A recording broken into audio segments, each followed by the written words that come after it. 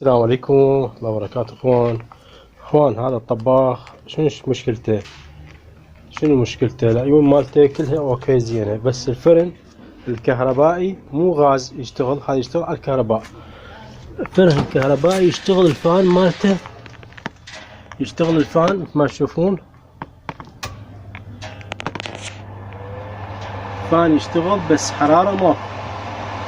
هذا النوع بس بالوسطة فان، الفوق ماكو سخان والجو ماكو سخان. هسه راح تقول لي شلون نستخدم الفوق والجو؟ نستخدم الفوق والجو مثلا اذا خلينا الصينية هنا موجودة معناته انه راح يستوي الجو.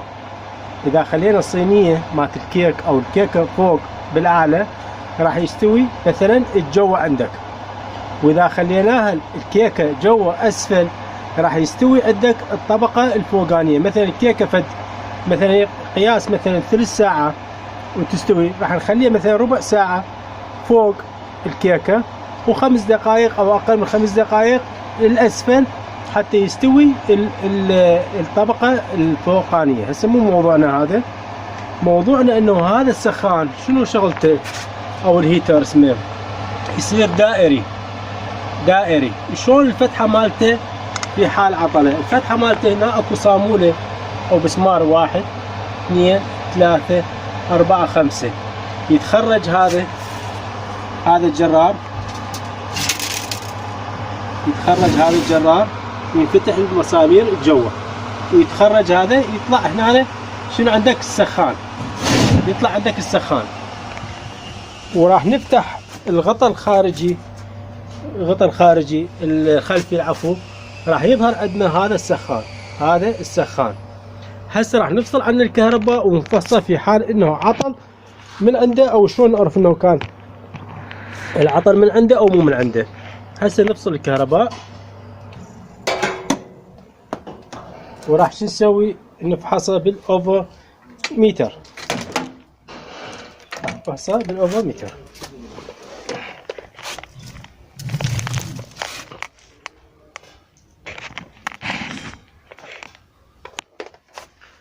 هذا السخان سالب والموجب،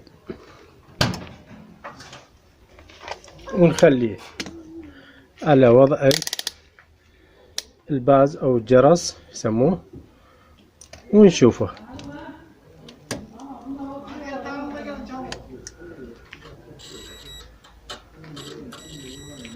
عندنا قرأ معناته انه السخان ما بيه اي مشكلة. لا عاد ليش؟ شنو السبب انه السخان ما اشتغل عندنا؟ هسه راح نرجع ونفحص الكهرباء اللي موجودة بالطرفين مالت السخان، راح نخرجهن. وش نخلي اللمبة نتأكد انه اكو موجود، يعني كهرباء واصل له او ما واصل له. شلون نفحصه؟ نخلي طرف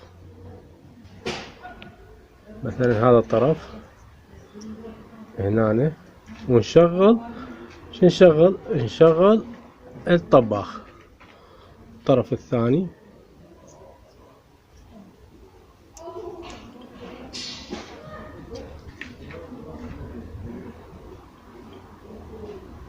هسه نشغل الطباخ ونشوف.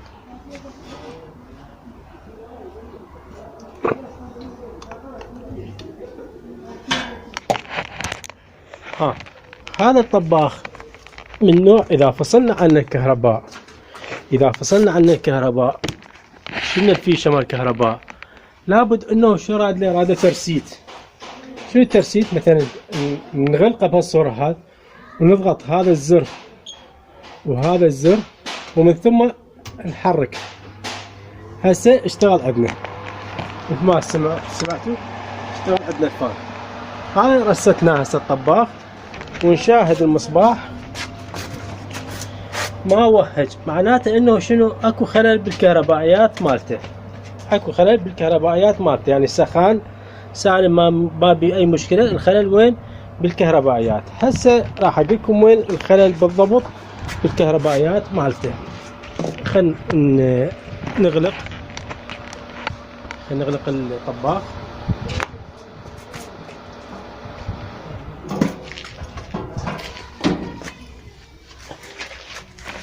شلت الغطاء الخارجي مات هذا الطباخ، هذاك هو موجود. شلت هذا حتى لا يطول علينا الفيديو. وشنو شاهدت؟ شاهدت اكو قطع بالوايرات، اللي هو هذا الواير بالضبط، هذا صار اكو هنا قطع، صار قطع به. فانا سويت القطع، وهسه راح ارجع الكليبس مالته. سويت القطع وهسه راح ارجع الكليبس.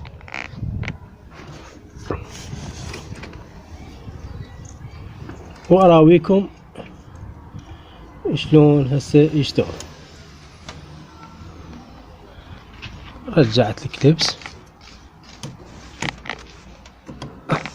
سويت القطع، لقيت القطع هنا داخلي ما يبين عندي هنا، لقيت هنا القطع سويته.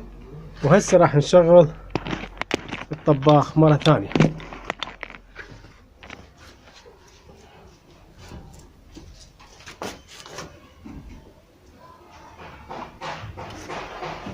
وقلنا كل عملية فصل للكهرباء، سواء انطفت الكهرباء او شلنا الفيشة مالته راد له، هذا الطباخ ترسيت.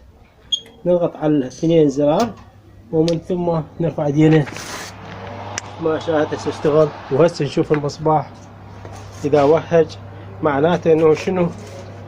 معناته انه وصلنا كهرباء والسخان من هنا شغال. هسه اذا نرجع الفيش مالتها مالت السخان راح يشتغل عندي الطباخ، راح يشتغل عندي السخان. هسه نشيل.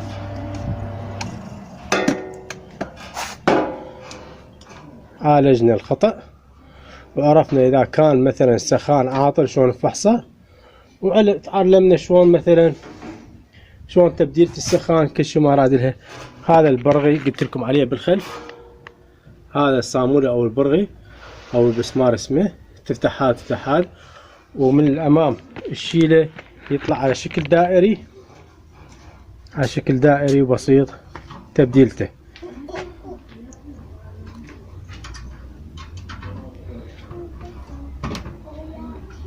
بعد ما عالجنا القطع هسه راح شنو نشغله مرة ثانية ونشوف اكو حرارة سخونة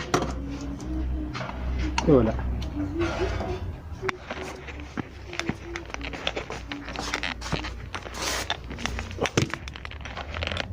هسه نشغله. هسه بعد مشتغل هو، اذا شغلناه ما يشتغل مثل ما شاهد، الفان ما اشتغل. حد ما شو نسوي له؟ نسوي له ترسيت اللي هو هذا.